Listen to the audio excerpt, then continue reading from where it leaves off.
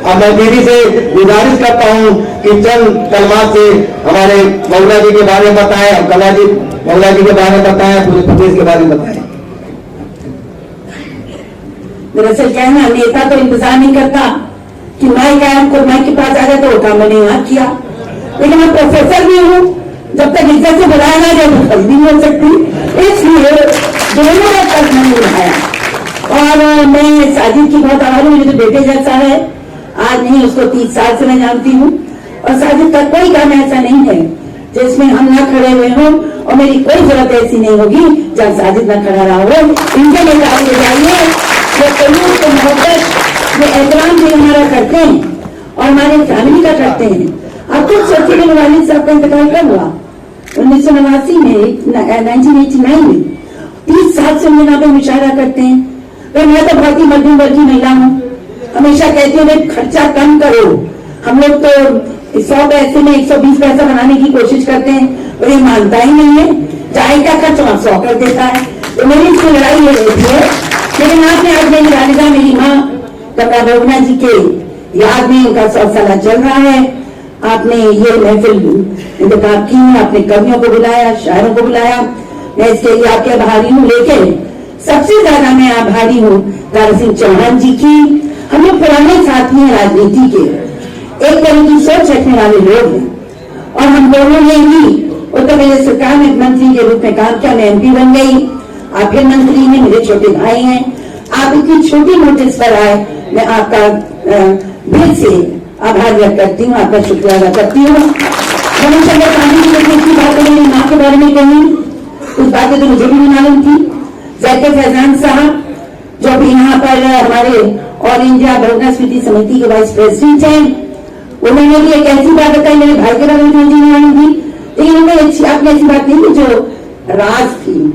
जिस दिन हम लोग बड़े होने लगे, वालिद साहब ने तीनों को खड़ा किया, बड़े भाई को भी मुख्यमंत्री बने उत्तराखंड के, मुझको, और जज से पहले मुझे, प्रोफेसर बनी, फिर राजनीति में आई, और छोटे भाई को कहा देखो जब तक मैं जिंदा हूँ राजनीति के बारे में मत सोचना। और उन्होंने ये कहा हम लोग साधारण लोग हैं, मध्यम वर्गीय लोग हैं, पहले रोजगार अपना पुख्ता करो तब सोचना राजनीति में आना है, क्योंकि सियासत पैसा बनाने का रास्ता नहीं है, सियासत खिदमत का रास्ता है, सेवा का रास्ता है। इससे उन्होंने, और यकीन मानिए 89 में उनकी डेथ हुई, पहले चुनाव मैं लड़ी, 1995 में मेयर का इलाहाबाद से जीती, उसके बाद हम लोग का सिलसिला चलता रहा। तो ये बात सच है कि आज हम लोग जितने मंच पे बैठे हैं, जो सियासत से जुड़े हैं या पारिवारिक जुड़ाव है, उनको बहुत सीख बहुगुणा जी के जरिए से मिली थी, कमला जी के जरिए से, और उन्होंने अपनी जिंदगी से वो सीख लोगों को दी थी। हमें जितने हमारे यहाँ कवि बैठे हुए हैं, हमारे जो शायर शोरा बैठे हुए हैं, उन सब का मैं इस्तेमाल करती हूँ। जावेद साहब तो नगीना है हर मुशायरे के, और आप यहाँ आए हैं, आपका मैं बहुत प्रसन्न हूँ, खुश हूँ। सरफराज नवाज साहब हैं, अयूब आगा साहब हैं, उन्होंने जो शुरुआत में काफी हम लोगों को बातें बताई, शादाब आजमी साहब हैं, और शाइस्ता सना जी जो कि अभी बोल कर गई। यहाँ पे तो महफिल ही लूट ली थी, मुझे बड़ी खुशी हुई कि जब कोई जनाना बोले और लोग खुश हो जाए तो मैं और ज्यादा खुश हो जाती हूँ। तो जनानी आपका बहुत यहाँ पर मकदम हुआ।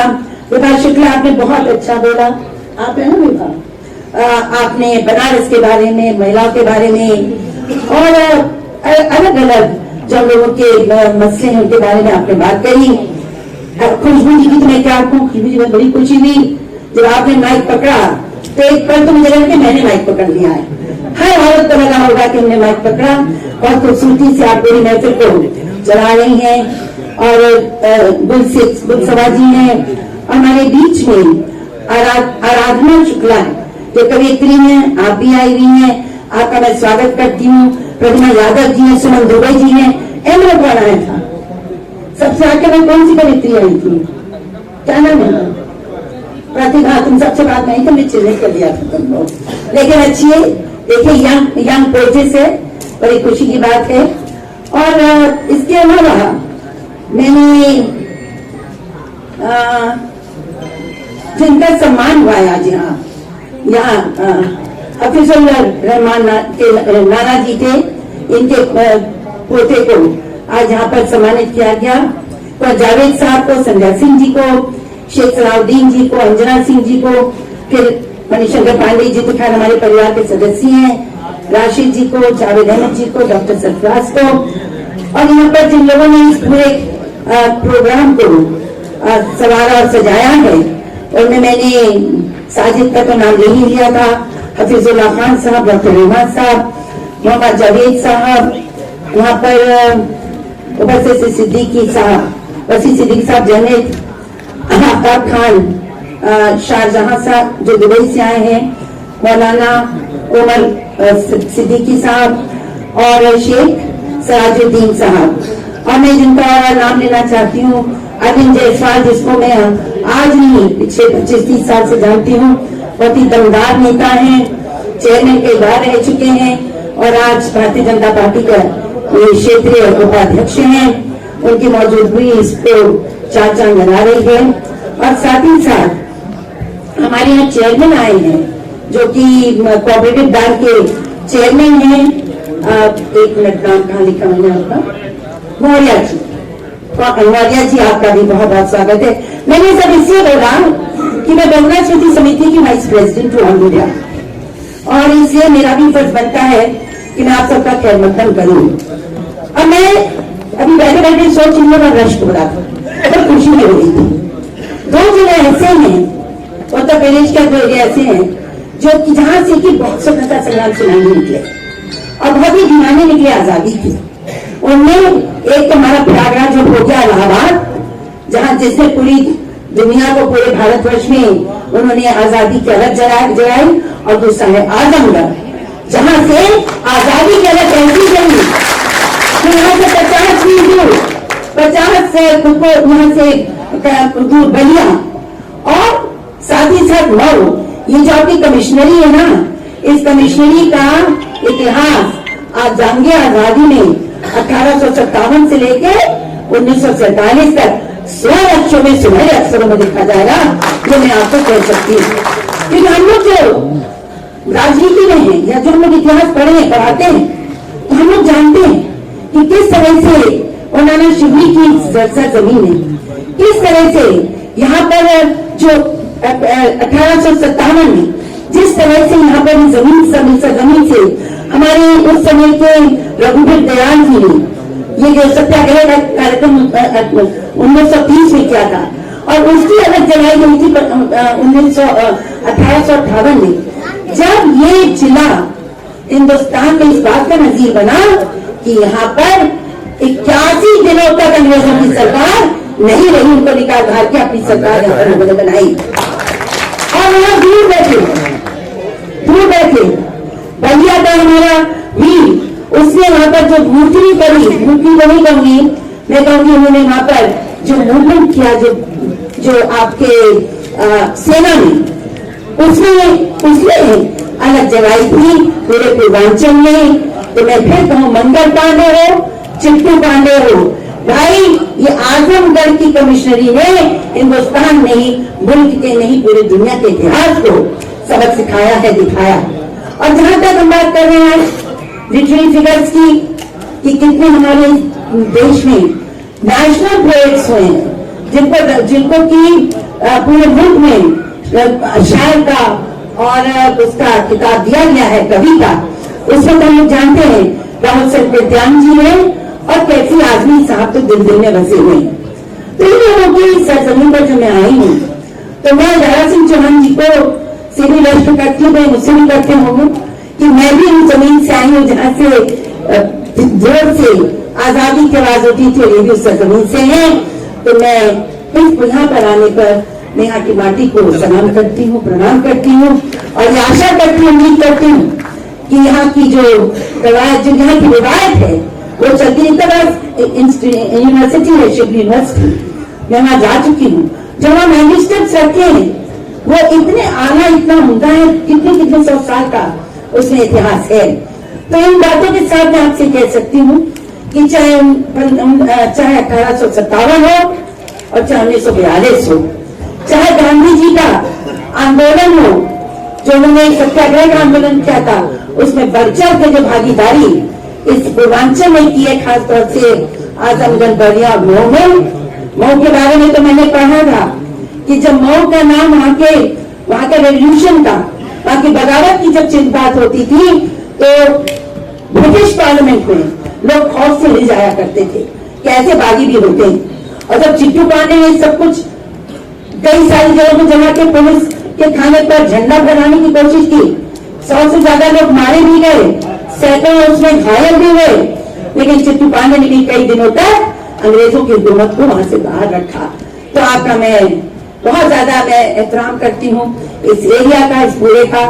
और फिर जब ये शायरी की बात आ रही है तो फिर स्पष्ट है, साफ है, कैसे आदमी साहब तो हैं, पर हमारे प्रयागराज में हमारे जो यूनिवर्सिटी है, इलाहाबाद यूनिवर्सिटी, तो वहाँ रघुपति साहिब फिलहाल भी देव नहीं है, पूरी दुनिया में पढ़े जाते हैं। मॉडर्न पोएट्री के बहुत ही कद्दावर कुछ शायरों में उनकी गिनती होती है। ये जो मैं आपसे इससे बात कहते हैं कि हमारी जिम्मेदारी होती है कि हम जिस जगह रहते हैं वहां की जो खसूसियत है उसको हम धीमी ना करने दें, उसको मुकम्मल रखें, उसको आगे बढ़ाएं। जैसे सब उम्मीद करते हैं कि बहुगुणा की बेटी है, कुछ आगे अच्छा करेगी, वैसे ही खानदान में हर बुजुर्ग सोचता है कि भाई मैंने इतना किया, मेरा बेटा इससे एक कदम आगे जाएगा। तो आज ये सारी शख्सियतें आपकी ओर देखती हैं, खासतौर से युवाओं की ओर, तो कुछ ऐसा कर गुजरना कि आप लोगों का नाम भी गोल्डन वर्ड्स में इतिहास में लिखा जा सके और आपकी भी लोग चर्चा करें। मैं जहां तक मेरी मां का सवाल है, आपको बहुत सारी बातें बताई दी, लेकिन मैं कहती हूँ कि वो ऐसी शख्सियत थी जिनके के वालिदान ने उनको बहुत बहुत सहूलियतें दी। मेरे नाना डॉक्टर आर.पी. त्रिपाठी 5-6 भाषाओं में बहुत ही मतलब लैंग्वेजेस में बहुत आगे थे। तो फारसी, उर्दू, अरबी, खड़ी बोली, हिंदी सब में, और यूनिवर्सिटी के इलाहाबाद यूनिवर्सिटी के हेड ऑफ डिपार्टमेंट हिस्ट्री के 1930s में, और 1950 में वाइस चांसलर थे मध्य प्रदेश सरकार के। लेकिन जब एक अदनान से छोटे से शिक्षक थे, दोनों ने और उनकी वाइफ ने, मेरी नानी ने, उनकी 4 संतानें औलादें हुई, उसमें से दूसरे नंबर पर मेरी माँ थी, पहला बेटा था, फिर 3 बेटियां थी, दूसरे नंबर पर कमला जी थी। उन्होंने कहा कि बहुत तेज थी, तो उन्होंने अपनी वाइफ से कहा कि इसको पढ़ाई में बहुत आगे ले जाना है, ये नाम कमाएगी, इसमें वो तेवर है, इसके तेवर को बंधन नहीं पड़ने देना। आप खुद सोचिए 1924 में जो बच्ची पैदा हुई हो, हम लोगों के हालात में उसको कोई पढ़ने के लिए भेजता था क्या? लेकिन मैं यूनिवर्सिटी तक गई, और जब मेरी नानी की मौत हो रही थी, बीमार थी बहुत, तो मैंने अपनी बेटी को बुलाया और कहा, कमला मुझे वादा करो कि जब तक MA पास नहीं करोगी, तुमने कहा शादी नहीं करोगी। उस जज्बे से मेरी माँ आगे बढ़ी, वानर सेना की सदस्य बनी, फिर वो आगे चलकर 42 के आंदोलन में आई, श्रमिकों के लिए काम किया। अलीगढ़ मुस्लिम यूनिवर्सिटी में उनको नौकरी मिल रही थी टीचर की, प्रोफेसर की, लेकिन उन्होंने सिर्फ खान कर दिया क्योंकि बहुगुणा जी इलाहाबाद में रहना चाहते थे और वहीं की सियासत करना चाहते थे। तो एक बहुत ही जिम्मेदार वाइफ के रूप में पति जो उन्होंने अपने हस्बैंड के पीछे खड़ी हो गई। और मैं बहुत जिम्मेदारी से कहती हूँ, मेरे वालिद साहब पूरी दुनिया में घूमते थे, लेकिन खूंटा पकड़कर उनकी सियासत का इलाहाबाद में मेरी माँ बैठती थी और जुम्बिश नहीं होने देती थी, जुम्बिश नहीं होने देती थी कि कहीं से उनका रुतबा या उनकी लोकप्रियता कम हो जाए। तो उन्होंने वो जिम्मेदारियां निभाई। और मैं फिर कहती हूँ, बहुत बड़ी कद्दावर महिला नेताओं में तो जो वो थी, शायद उत्तर प्रदेश में 4 या 5 ही ऐसी महिलाएं थी, 5 में, और तो कोई था ही नहीं। इसलिए मैंने चाहा कि इनके नाम से हो, इसीलिए मेरी माँ है। मैं हर जगह कहती हूँ, 36 देशों में मैं गई हूँ, संयुक्त राष्ट्र संघ की लेनो की मैं रिप्रेजेंटेटिव प्रतिनिधि रही हूँ, और मैं जिस भी महफिल में जाती थी, जिस भी मीटिंग में जाती थी, मैं कहती थी मुझे फक्र है कि मैं हेमवती नंदन बहुगुणा जैसे समाजवादी धर्मनिरपेक्ष नेता की बेटी हूँ, लेकिन मेरी जो शख्सियत है वो मेरी माँ कमला बहुगुणा की बनाई हुई है। अगर कमला बहुगुणा नहीं होती तो शायद मैं भी आज किसी के इस काबिल ना होती जिस काबिल हूँ।